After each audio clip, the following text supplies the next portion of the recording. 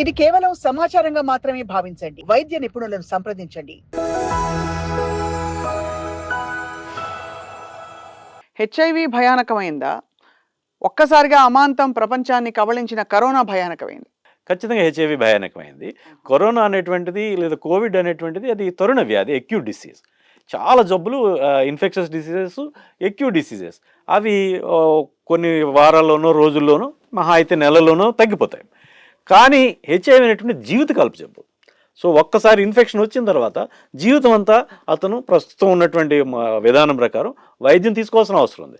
కాబట్టి హెచ్ఐవి అనేటువంటిది ఖచ్చితంగా మిగతా జబ్బులన్నింటితోటి పోలిస్తే, మిగతా సాంక్రమిక వ్యాధులన్నింటితోటి పోలిస్తే థ్రెట్ ఎప్పుడు ఉంటుంది. ఏమో ఎప్పుడు వ్యాధి నిరోధశక్తి తగ్గిపోయి ఏదైనా జబ్బు పడతామో, లేకపోతే తరచుగా న్యూమోనియాలు ఇట్లాంటి హాస్పిటలైజేషన్ అయ్యి కూడా సామాన్య ప్రజానీకంతో పోలిస్తే హెచ్ఐవి వ్యాధిగ్రస్తులకు బాగా ఎక్కువ.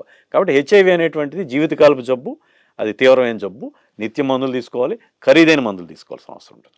రైట్. అండ్ సార్, మొత్తం మీద అయితే హెచ్ఐవి బారిన పడే వారి సంఖ్య రూరల్ ఏరియాస్లో బాగా పెరుగుతోందని మీ ప్రాక్టీసే చెప్తోంది. మీకు చాలామంది చాలా ప్రాంతాల నుంచి వస్తారు.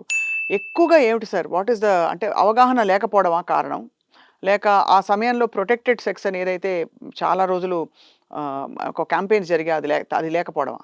ఇప్పుడు హెచ్ఐవి ల్యాండ్స్కేప్ అనేటువంటిది చాలా మారిందండి. ఎపిడెమాలజీ అనేటువంటిది చాలా మారింది.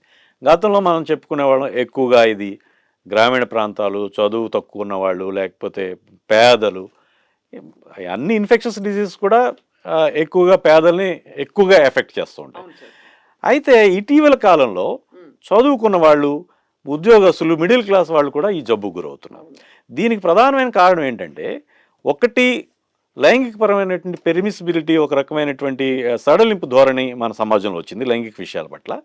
అట్లానే అడ్వెంచర్ చేసేటువంటి ఆలోచనలు పెరిగినాయి. తర్వాత ఎక్కువగా రకరకాల ఫిల్మ్స్ అవి అందుబాటులో ఉన్న చూసి అసహజమైనటువంటి విషయాల పట్ల చూడడం, దాంట్లో వీళ్ళు స్కిన్ అది టేర్ అవ్వడం, లేకపోతే ఇట్లా గాయం అవడం మూలంగా హెచ్ఐవి ట్రాన్స్మిషన్ పెరుగుతుంది.